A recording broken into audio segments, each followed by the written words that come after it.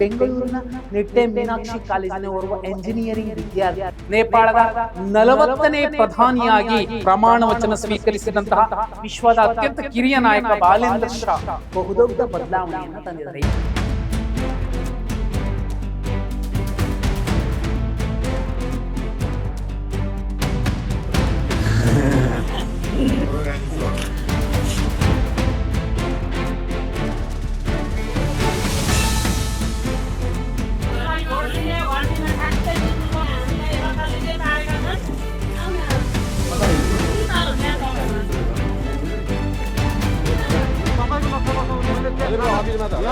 Notice दिया छ 35 दिन भित्र खाली गर भनेर नोटिस दिएको छैन.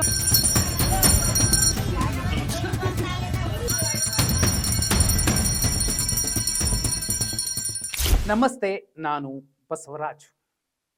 ಆಕ್ರೋಶದ ಕಟ್ಟೆ ಹೊಡೆದ್ರೆ ಅರಸೊತ್ತಿಗೆಗಳು ಅಡ್ಡಡ್ಡ ಮಲಗ ಬಿಡ್ತಾವೆ ಅನ್ನೋದಕ್ಕೆ ಸಾಕ್ಷಿ ನೆರೆಯ ನೇಪಾಳ. ನೇಪಾಳದ ಸ್ಥಿತಿ ಹೇಗಿದೆ? ಸುಮಾರು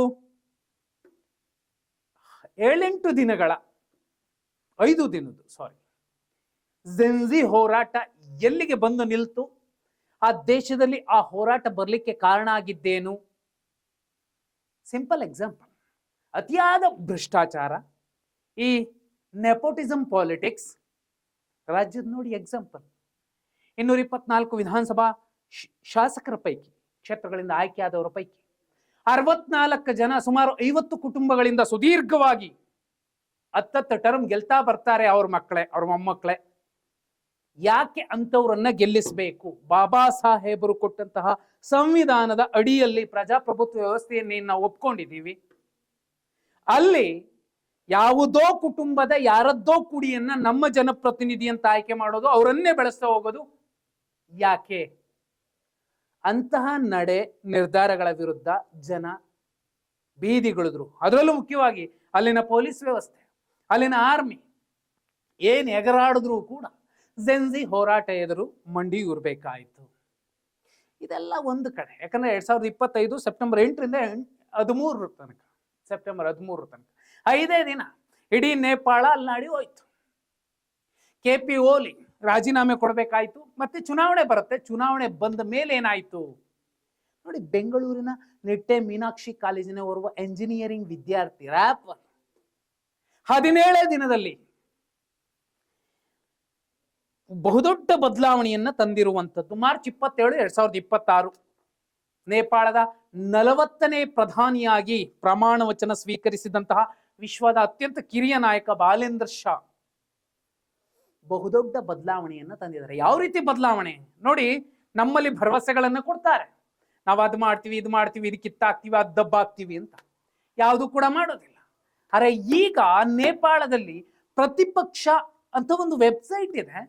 ವೆಬ್ಸೈಟ್ಗೆ ಲಾಗಿನ್ ಆದ್ರೆ 100 ದಿನಗಳಲ್ಲಿ 100 ಭರವಸೆ ಅಂತ ಏನ್ ಕೊಟ್ಟಿದ್ದಾರೆ. ಈಗ ಬಾಲೇಂದ್ರ ಶಾ 4 ದಿನ ಆಗಿದೆ, 4 ಭರವಸೆಗಳನ್ನ ಈಡೇರಿಸಿದೀವಿ, ಇನ್ನು 5 ಪ್ರಗತಿಯಲ್ಲಿದೆ, ಇನ್ನು 84-85 ದಿನ ಬಾಕಿ ಇದೆ. ನಿಮಿಷ ಸೆಕೆಂಡ್ಗಳ ಸಮೇತ ಇದೆ ಅಲ್ಲಿ ವೆಬ್ಸೈಟ್. ನೀವು ನೋಡಿದ್ರೆ ನಾವಿಷ್ಟು ಬಗೆಹರಿಸ್ತೀವಿ.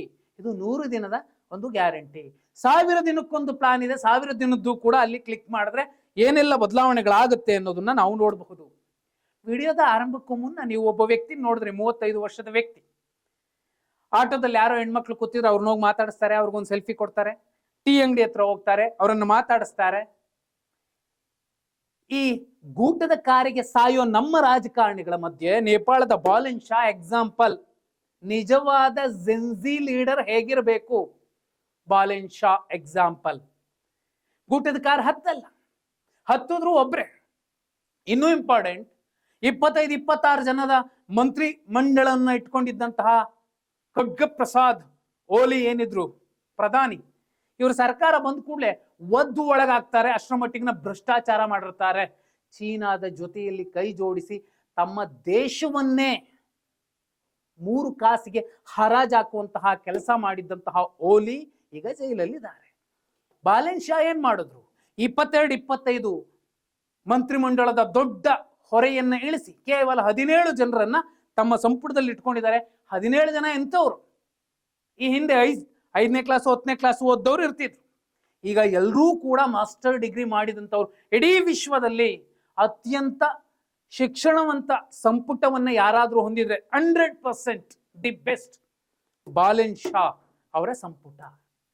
ಇನ್ನೂ ಇಂಪಾರ್ಟೆಂಟ್ ನೋಡಿ, ಯಾಕಂದ್ರೆ ಈ ಸೆಪ್ಟೆಂಬರ್ 8-13 ಮಧ್ಯೆ ಏನು 2025ರಲ್ಲಿ ಝೆನ್ಸಿ ಹೋರಾಟ ನಡೀತು ನೇಪಾಳದಲ್ಲಿ. 76 ಮಂದಿ ಬಲಿಯಾಗ್ತಾರೆ. ಆ 76 ಮಂದಿಗೆ 100 ದಿನದಲ್ಲಿ ಅವರ ಕುಟುಂಬಗಳಿಗೆ ಏನೇನು ಕೊಡಬೇಕು, ಆ ಬಲಿದಾನಕ್ಕೆ ತಕ್ಕ ಪ್ರತಿಫಲ ಏನ್ ಕೊಡಬೇಕು ಅದನ್ನ ಮಾಡ್ತಿದ್ದಾರೆ ಬಾಲೆನ್ ಶಾ ಸರ್ಕಾರ. ಇನ್ನೂ ಒಂದು, ನಮ್ಮಲ್ಲೊಂದು ಟಾಯ್ಲೆಟ್ ಕಟ್ಸಿದ್ರೆ ಟಾಯ್ಲೆಟ್ ಅಲ್ಲಿ ನಾವೇನು ನಮ್ಮ ನಿತ್ಯ ಕರ್ಮ ಮುಗಿಸ್ಕೊಳಕ್ ಹೋಗ್ತೀವಿ, ಅಲ್ಲೂ ಒಂದು ಫೋಟೋ ಸಿಕ್ಸಿರ್ತಾರೆ. ಆ ನಗರದ ಶಾಸಕಂದೋ ಸಂಸದೊಂದೋ ಮತ್ತೊಬ್ಬರದೋ. ಆದ್ರೆ ಅಲ್ಲಿ ಬಾಲೆನ್ ಶಾ ಆಫೀಸ್ ಒಳಗಡೆನೂ ಕೂಡ ಅವತ್ತಿನ ಸರ್ಕಾರದ ಯಾವ ನಾಯಕನ ಫೋಟೋ ಕೂಡ ಹಾಕುವಂತಿಲ್ಲ. ಕುಟುಂಬ ರಾಜಕಾರಣದ ಬುಡಕ್ಕೆ ಬೆಂಕಿ ಹೆಂಗಿಟ್ಟಿದ್ದಾರೆ ಅಂದ್ರೆ ಈ ಕೆಲಸ ಭಾರತದಲ್ಲಿ ರಾಜ್ಯದಲ್ಲೂ ಆಗಲೇಬೇಕು. 2022ರಲ್ಲಿ ಕಠ್ಮಂಡು ಮೆಟ್ರೋಪಾಲಿಟನ್ ಸಿಟಿಯ ಮೇಯರ್ ಆಗ್ತಾರೆ ಇದೇ ಬಾಲೆನ್ ಶಾ. ಕಸದ ವಿಲೇವಾರಿಗೆ ಇವತ್ತು ಬೆಂಗಳೂರು ವಿಲವಿಲ ಒದ್ದಾಡ್ತಿದೆ. BBMP ಚುನಾವಣೆ ಮಾಡೋಕ್ಕೂ ಆಗದೆ ಇರುವಂತಹ ಸರ್ಕಾರಗಳು, ಇನ್ಕ್ಲೂಡಿಂಗ್ ಕಾಂಗ್ರೆಸ್, ಬಿಜೆಪಿ, ತಮ್ಮ ನೌಕರ ವಲಯವನ್ನ ಇಟ್ಕೊಂಡು ಎಷ್ಟು ತಿನ್ಬೇಕೋ ಅಷ್ಟು ತಿಂತಿರುವಂತಹ ನಾಯಕರು ಕಣ್ಮುಂದೆ ಇದ್ದಾರೆ. ಇವರ ಮಧ್ಯೆ ಕಸ ವಿಲೇವಾರಿ ದೊಡ್ಡ ಸಮಸ್ಯೆ ಅಂತ ಪ್ರೊಜೆಕ್ಟ್ ಮಾಡ್ತಾನೆ ಇದ್ದಾರೆ. ಒಂದು ಚಿಕ್ಕ ನೇಪಾಳ, ಅದರಲ್ಲಿ ಕಠ್ಮಂಡು, ಅದರಲ್ಲಿ ಬಾಲೆನ್ ಶಾ. ಕಸ ಬೀದಿಗೆ ಎಸೆಯುವವರನ್ನ ಸಾಮೂಹಿಕವಾಗಿ ಜಾಗೃತಗೊಳಿಸುವಂತಹ ಪ್ರಯತ್ನ ಮಾಡಿದ್ದು ಹೆಚ್ಚು, ದಂಡ ಹಾಕಿದ್ದು ಕಮ್ಮಿ. ಒಂದು ನೇಪಾಳ ಭಾರತದ ಎದುರಲ್ಲಿ ಒಂದು ಸಣ್ಣ ಸಮಸ್ಯೆನ ಹೇಗೆ ಬಗೆಹರಿಸುತ್ತೆ? ನಮ್ಮಲ್ಲಿ ಆ ಥರದ್ದು ಮಾಡೋಕ್ಕಾಗಲ್ವಾ? ಮಾಡಬಹುದು. ಇಚ್ಛಾಶಕ್ತಿ ಇರುವಂತಹ, ಅಂತಃಕರಣ ಶುದ್ಧತೆ ಇರುವಂತಹ, ಪ್ರಾಮಾಣಿಕ, ಭ್ರಷ್ಟಾಚಾರ ರಹಿತ ನಾಯಕರು, ಯುವ ನಾಯಕರು, ಕುಟುಂಬ ರಾಜಕಾರಣದ ಅದೇ ಕಚಡಾತನದ ಕೊಳಕಲ್ಲಿ ವಿಲವಿಲ ಒದ್ದಾಡೋ ಹುಳುಗಳ ಬದಲು ಹೊಸ ಚೈತನ್ಯದ ಚಿಲುಮೆ ಏನಾದ್ರೂ ಬಂದ್ರೆ ನಾಯಕತ್ವದಲ್ಲಿ ಎಲ್ಲ ಕಡೆ,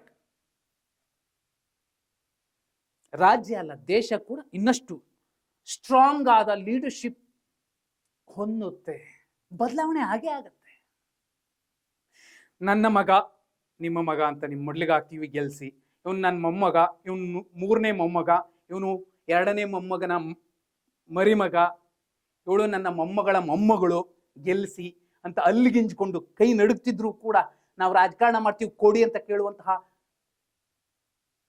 ಅಂತವ್ರ ಕಲಿಸಬೇಕಾದ ಪಾಠ ಈ ಬಾಲೆನ್ ಶಾ ಮಾಡಿರುವಂತಹ ಝೆನ್ಸಿಯ ಒಂದು ಹೋರಾಟದ ನಂತರದ ಸರ್ಕಾರ ಏನಿದೆ ನೇಪಾಳದ್ದು, ಅದನ್ನ ನೋಡಿ ಕಲಿಬೇಕಿದೆ.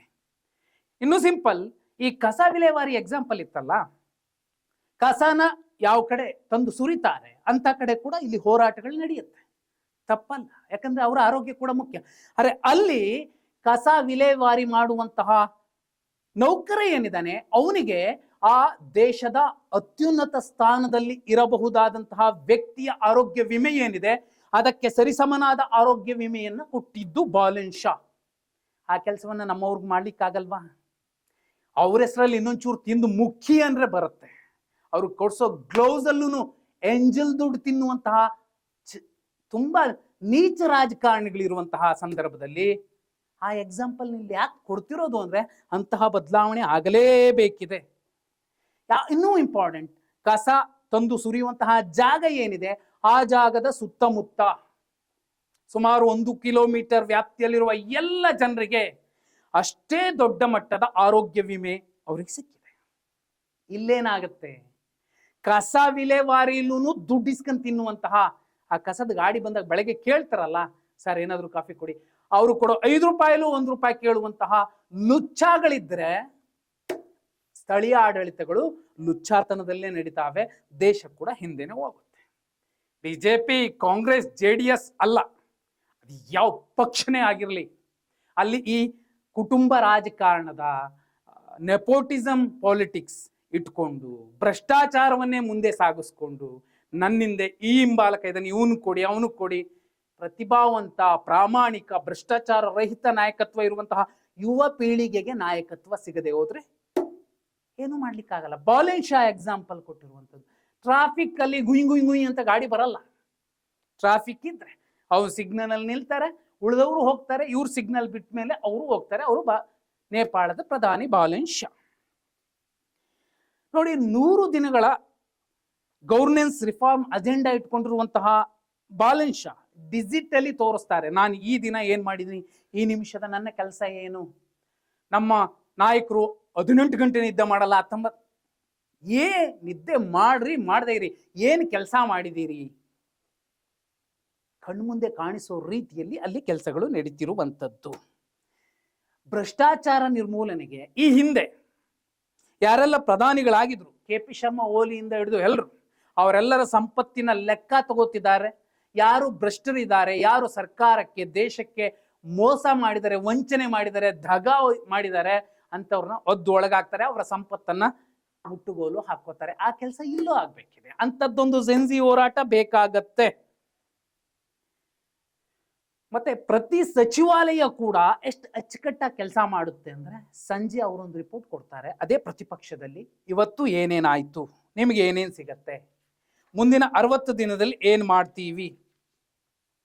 ಎಲ್ಲ ಸರ್ಕಾರಿ ಪ್ರೈವೇಟ್ ಆಸ್ಪತ್ರೆಗಳಲ್ಲಿ 24x7 10% ಬೆಡ್ಗಳು, ಇಲ್ಲಿ ನಮ್ಮಲ್ಲಿ BPL ಅಂತ ಏನಂತೀವಿ, ಆ ತರದ ಜನಕ್ಕೆ ಯಾವಾಗೋದ್ರೂ ತೆಗೆದಿರ್ತಾರೆ.